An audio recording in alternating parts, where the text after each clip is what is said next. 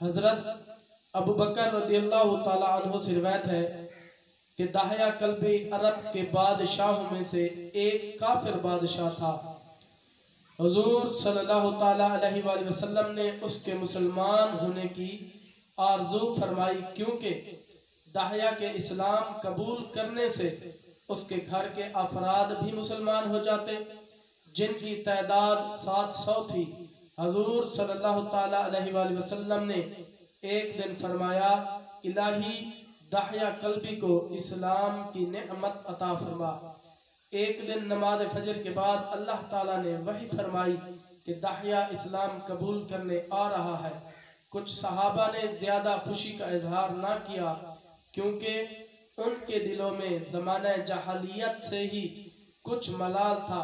حضور صلی اللہ تعالیٰ علیہ وآلہ وسلم کو ان کی یہ بات پسند نہ آئی۔ داہیہ جب مسجد نبوی میں داخل ہوا تو حضور صلی اللہ تعالیٰ علیہ وآلہ وسلم نے اپنی مبارک چادر زمین پر بچھا دی اور فرمایا، داہیہ اس پر بیٹھ جاؤ۔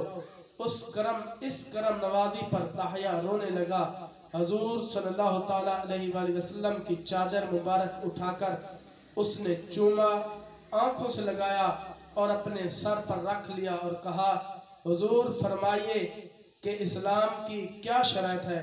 آقا علیہ السلام نے کہا، داہیہ پہلے کلمہ پڑھو۔ تو داہیہ نے کلمہ پڑھا، لا الہ الا اللہ محمد رسول اللہ۔ داہیہ کی کلمہ پڑھنے کے بعد وہ پھر رونے لگا۔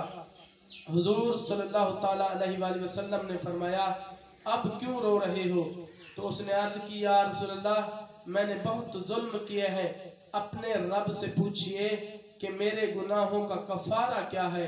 اگر قتل ہے تو میں حاضر ہوں، اگر قتل ہے تو میں اپنے آپ کو پیش کرتا ہوں، مجھے قتل کر دیجئے، اور اگر تمام مال و دولت ہے تو میں اپنا تمام مال و دولت پیش کرتا ہوں۔ آقا علیہ السلام نے فرمایا، لیکن تم نے ایسا کون سا ظلم کیا ہے؟ تمہارے اوپر ایسا کون سا ظلم سرزد ہوا ہے؟ تو اس نے عرض کی، یا رسول اللہ، میں ملوک عرب ہوں، مجھے یہ بات سخت ناپسند تھی کہ میرے ہاں لڑکیاں پیدا ہوں اور لوگ میرے داماد بنتے چلے جائیں۔ میں نے اپنے خاندان کی 70 بیٹیاں اپنے ہاتھوں سے قتل کی ہیں۔ یا رسول اللہ، داہیہ کی یہ بات سن کر حضور صلی اللہ تعالیٰ علیہ وآلہ وسلم حیران رہ گئے۔